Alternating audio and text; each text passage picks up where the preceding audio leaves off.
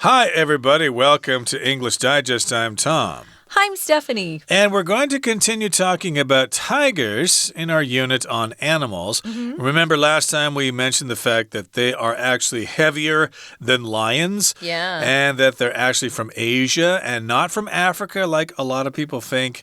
And they're very distinctive. They've got those distinct characteristics of those beautiful orange and white and black coats that everybody loves. But they're actually fierce animals. You don't want to screw around with them. They've got those big claws, they've got those dangerous fangs, and they can jump pretty far. Yeah, the fangs are those long teeth that the tiger has if he opens his mouth. They kind of look like vampire fangs. We use that word fang to talk about vampires' teeth. So anyway, yeah, we're talking about the tiger. I always thought they were smaller than lions, and I had no idea they could weigh up to 300 kilograms. I'm kind of shocked. I guess that's why they're so successful out there as they are hunting their prey. Remember, they're predators. Well, Tom's going to read through today's unit. This is our day 2 here, and then we'll be back to talk more about this fascinating, mysterious creature. Tiger, tiger, burning bright in the forest of the night. What immortal hand or eye could frame thy fearful symmetry? In just the first lines of his poem, Tiger, William Blake captured humankind's feelings toward these creatures that both fascinate and frighten us. For millennia, tigers have stood as cultural symbols throughout the world and have been revered as godlike beings. Tigers hold a significant place in Chinese mythology. They're one of the 12 zodiac animals and considered equal opposites of dragons, representing matter, while dragons signify spirit. The tiger once stood for war in imperial China, with the best generals called tiger generals. It is thought of as a king or deity in the Manchu, Tungusic, and Korean cultures, and Hinduism associates it with various gods. It's clear that our fascination with tigers is still strong today. Tigers appear in numerous movies, from the wild Richard Parker in Life of Pi to Princess Jasmine's pet Raja in Aladdin. The energetic Tigger from the Winnie the Pooh series is a more huggable version.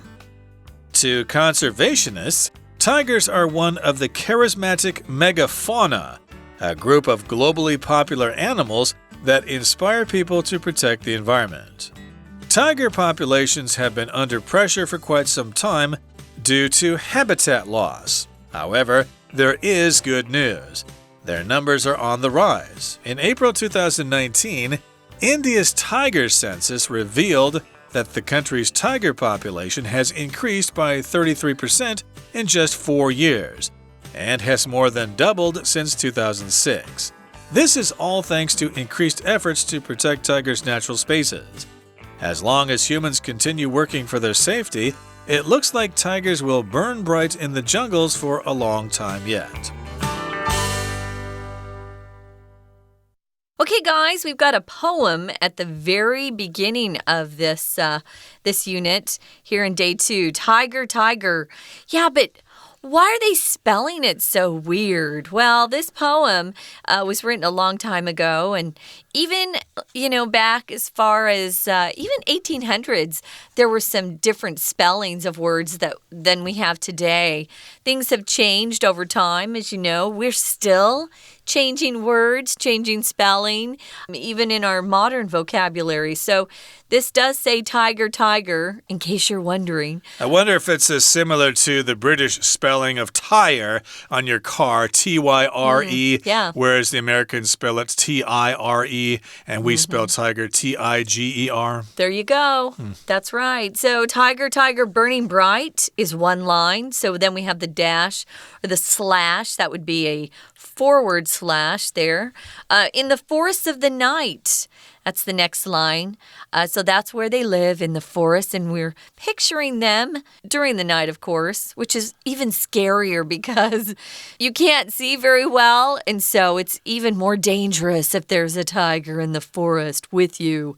So what immortal hand or eye could frame thy fearful symmetry? So immortal, here immortal means someone who lives forever, never dies. Something that is considered immortal would be a ghost. Or I think, well, definitely vampires, unless you put a stake through their heart, that will kill them. Or they go outside and the sun gets them. But immortal, yeah, something that lives forever. Hand or eye, what immortal hand or eye? Kind of talking about what created these beautiful animals, probably God, and then could frame thy fearful symmetry. And when you're actually creating something or designing something, you could talk about how you frame something. So it's just another way to say, how someone's perspective on something is changing a situation. Can you frame that differently? Sometimes they'll even, in a court of law, there'll be an attorney or a lawyer say, let me frame that question differently, and they would rephrase it. So frame just means how you're setting something up. How are you designing this tiger? Thy, of course, meant you back then. Could frame thy fearful symmetry. And here the thy is actually referring to the tiger. Fearful, of course, is close to the fearsome. Symmetry means things that are in balance. People have talked about, especially in the last couple of years, how the perfect face, the most beautiful face on earth, has perfect symmetry. The eyes, are the same size. Their cheekbones are the same size. Anyway, symmetry, yeah. So they're just talking about the creation of the tiger and how beautiful yet dangerous these creatures are. I guess tigers have beautiful symmetry. As you said, symmetry is like having things that are the same size. But of course, in nature, one of your eyes is always bigger than the other. One of your legs is always longer than the other. It's just kind of hard to see. If they're really close to being the same size, then you have good symmetry. And I guess that's what they're talking about here in reference to the tiger. Now, in just the first lines of his poem, Tiger, William Blake captured humankind's feelings toward these creatures that both fascinate and frighten us. So that's a poem about tigers written by William Blake. And yes, I guess he's captured the essence of those tigers, how we feel about them. They're fearful, they have wonderful symmetry, they've got those burning bright eyes, and they live in the forests, and they're in there at night. So there you have it in a nutshell, tigers, okay? And also in the sentence, we've got the word fascinate, which is something that really makes us interested. We can be fascinated by something if you see something really beautiful. Oh, I'm so fascinated by the South Cross Island Highway. The scenery there is wonderful. It's very fascinating to go there. Yeah, very fascinating. That's the adjective form. Fascinate, of course, is the verb. So they can fascinate us. We're really curious about them, but they also scare us to death. And that means they frighten us. For millennia, thousands of years, tigers have stood as cultural symbols throughout the world. Oh, yeah. So they get a lot of attention through history, and we're going to talk about Chinese mythology in a minute. So if you stand as some sort of symbol, you represent something, and they've been revered as godlike beings. To revere somebody or something just means you really look up to them. We use this word a lot when you talk about kids revering their parents, or maybe they have one teacher in particular that has really helped them and guided them to becoming successful people. They revere that person. You can revere, I don't know, somebody in history that you look up to as a role model, revere. So they've revered these tigers as if they had some power like gods do. Yeah, you can revere God. I knew some woman many years ago who said that she revered God. That was her goal in life, to revere God, because she was very religious. So yes, you can highly respect something if you revere that thing. And of course, lots of people revere tigers as some sort of magical being. Now, tigers hold a significant place in Chinese mythology. While we're on that subject, Chinese mythology, I believe there's the story of the 8 immortals. Is it in Chinese mythology? I wanted to mention that because we did mention the word immortal earlier. That's what they call the Basian in Chinese, the 8 immortals. I guess because they never die, they live forever. So yes, we are talking about Chinese mythology, which is the myths of China, Hou Yi, She Ri, and stuff like that. Those are stories from Chinese mythology.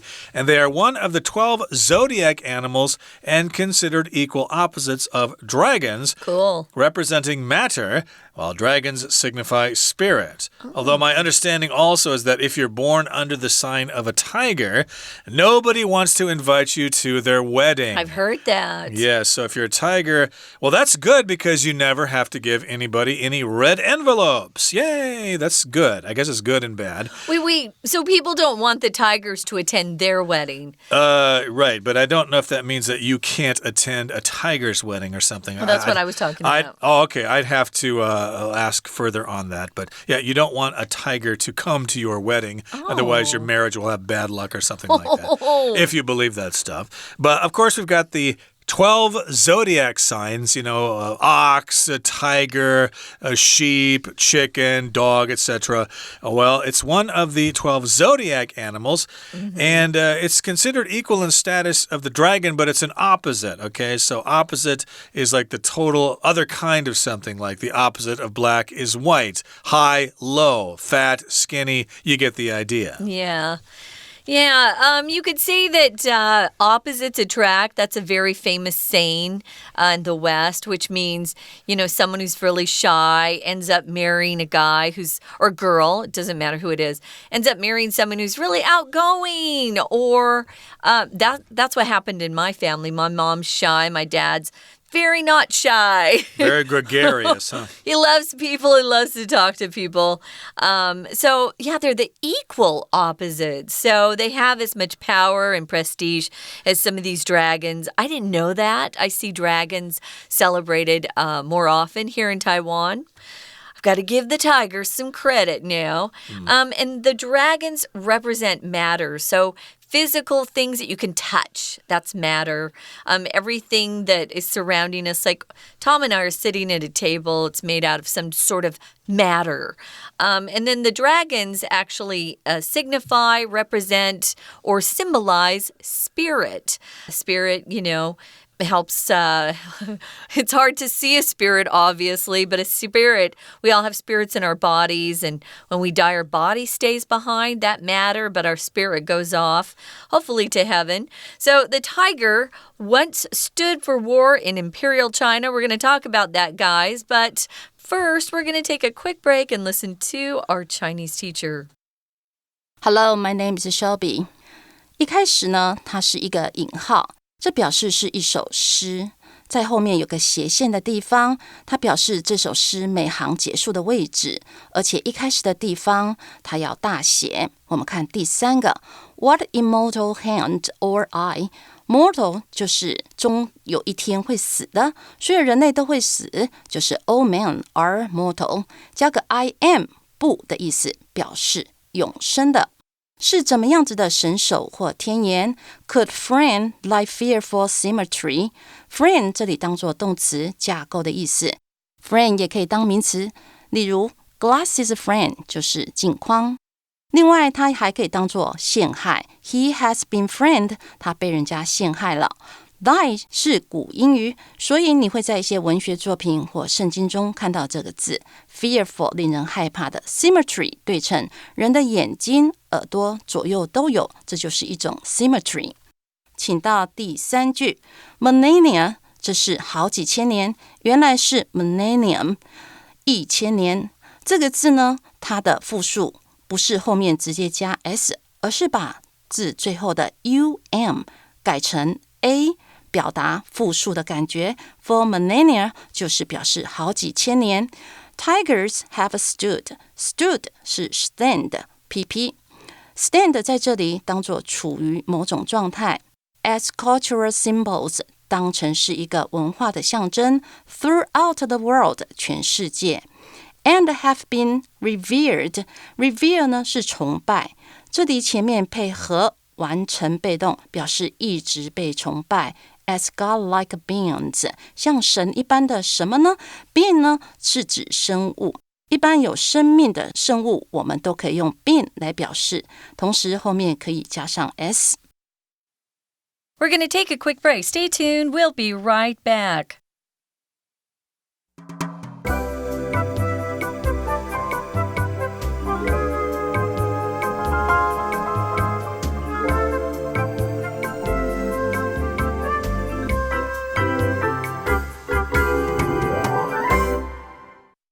Okay, we're continuing to talk about tigers today, especially how they hold a significant place in Chinese mythology. They are one of the 12 signs of the Chinese zodiac, and they're the opposite to dragons. Tigers represent matter, whereas dragons signify or represent spirit. Now, the tiger once stood for war in imperial China, with the best generals called tiger generals. So, yes, to stand for also represents something. And in imperial China, back in the days of the dynasties, the tiger had significant meaning. And if you were a really good leader, a military leader or a general, we were called a tiger general. That also reminds me, there was a very short-lived republic in Taiwan here that was trying to be independent, and their flag had a tiger on it. Oh, cool. I wanted to mention Imperial China is also associated with emperors. Remember in those different dynasties like the Tang dynasty and the Wei dynasty, whatever, they all had emperors. So imperial actually comes from the word emperor.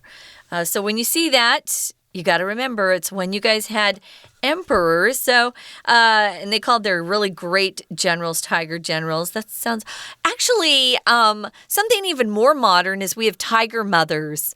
Tiger mothers are typically Asian mothers, usually Chinese, but it could be, Japanese. It's usually Chinese though. Mothers who are very, very controlling over their kids. So they make sure their kids go to the best schools, they study hard, and they don't mess around. Those are tiger mothers. That's a really famous type of person. Even in the United States, everyone knows what a tiger mom is. Yeah, they want their kids to play the violin or the piano and be the best. And attend nothing less than an Ivy League school in the United States or Oxford or Cambridge or whatever. No playing, no goofing around. Nope. And yeah, you play the violin, you don't play a Fender Stratocaster. But in any case here, yes. What is that? It's an electric guitar. Oh, sorry. Okay. But in any case here, yes, that's the tiger mom. And of course, they are thought of as a king or deity in various cultures. In Asia here, a deity is a god. So we've got the Tungusic. I hope I said that right. Also, Korean and Manchu cultures. Manchuria, of course, is in northeast China there. Manchukuo, which was a puppet government at one time. We don't want to get into too much history here, but the tiger was associated with those cultures as well. Deity here just is another word for God. Doesn't have to be God with a capital G, a Western God. It could be one of the many gods that are found in other religions. So these Hinduism actually associates it with various gods. So, and it's not just the Hinduism. It could be the Manchu folks, the Tungusic. Tungusic, that's what my dictionary said. Tungusic. Tungusic, that's hard to say. In Korean cultures, they all associated the tiger with various gods. So associate with just means to connect those two things together.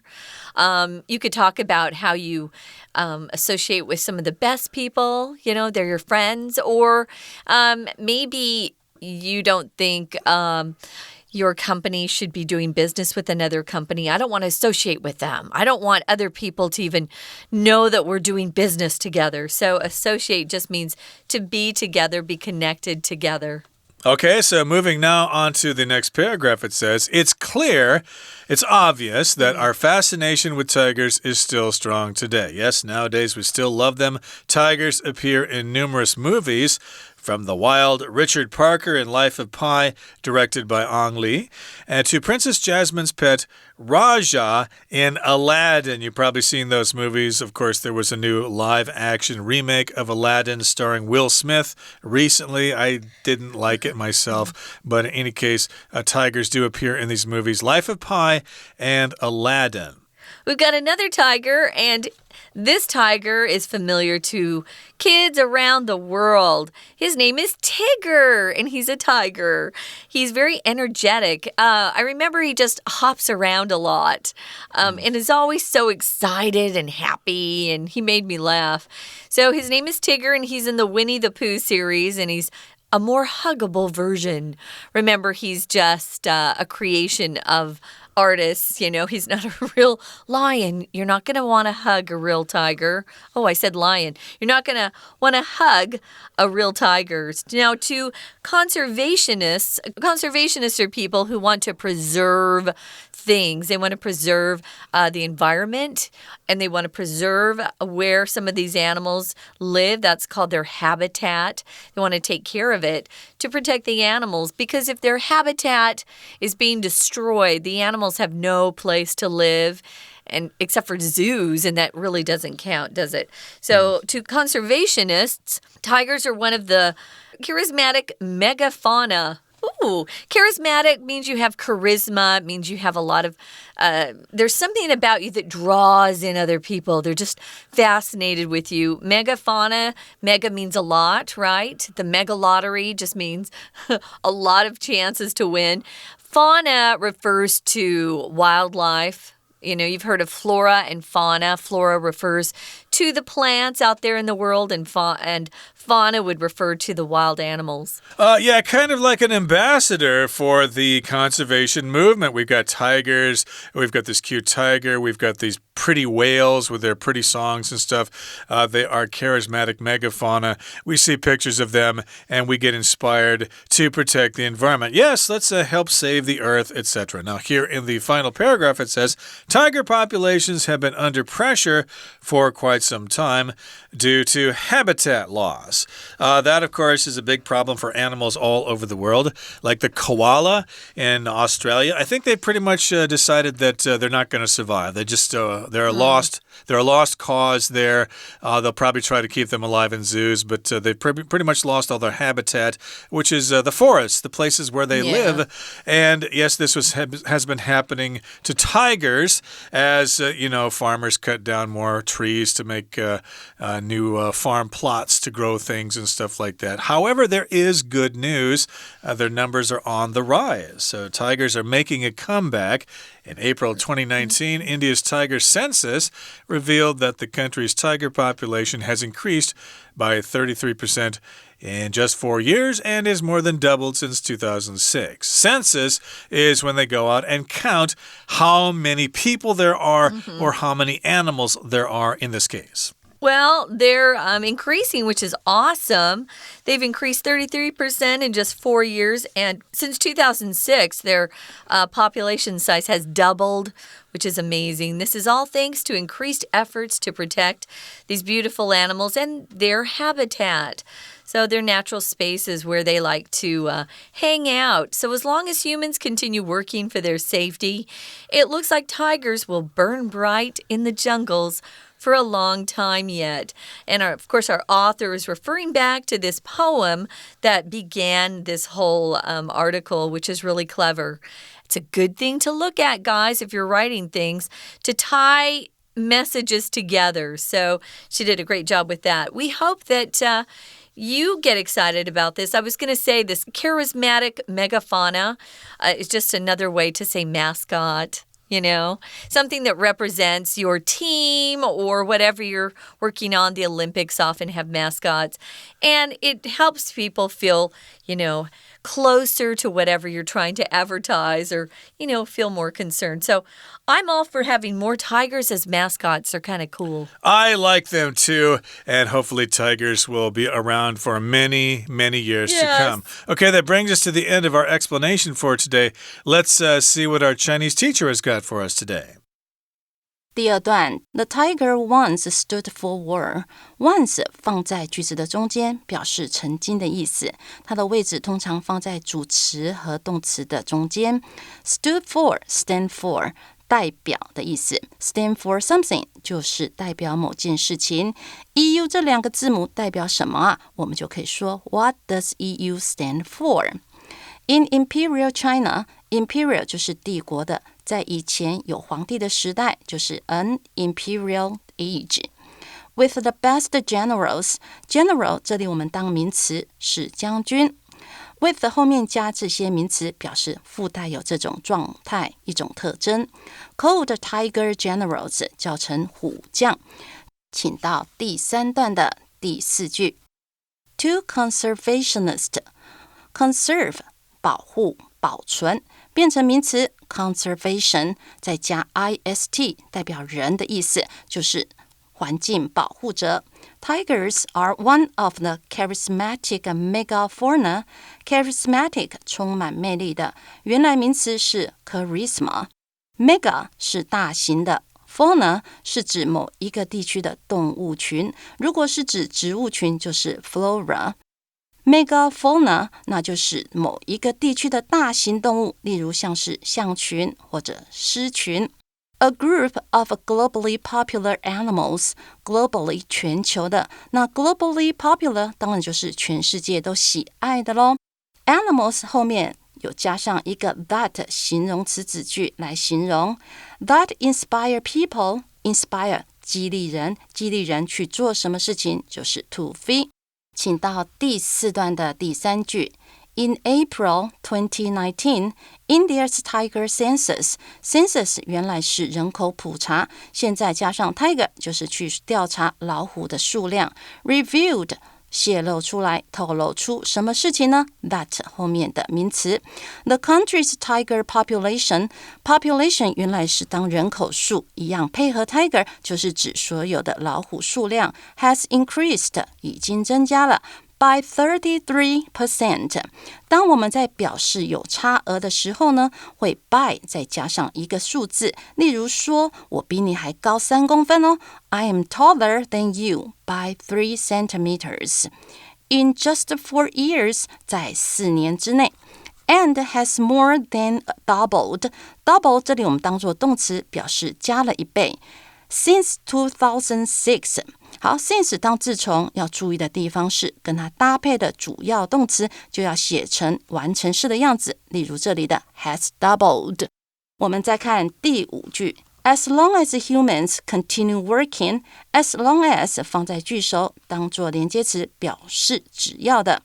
Continue working, continue 持续，它后面如果有动词用 to v 或 ving 都可以，所以 continue to work, continue working 意思一样。For their safety, it looks like 看起来似乎后面加一个名词子句。Tigers will burn bright. Burn 这里不要当燃烧，而是发光发亮。In the jungles, jungle 是丛林，可以加 s， 不加也很好。以上是今天的讲解，谢谢收听。That's it for today's lesson. Thank you so much for joining us, and please join us again next time for another edition of our program. From all of us here at English Digest, I'm Tom. I'm Stephanie. Bye. Bye.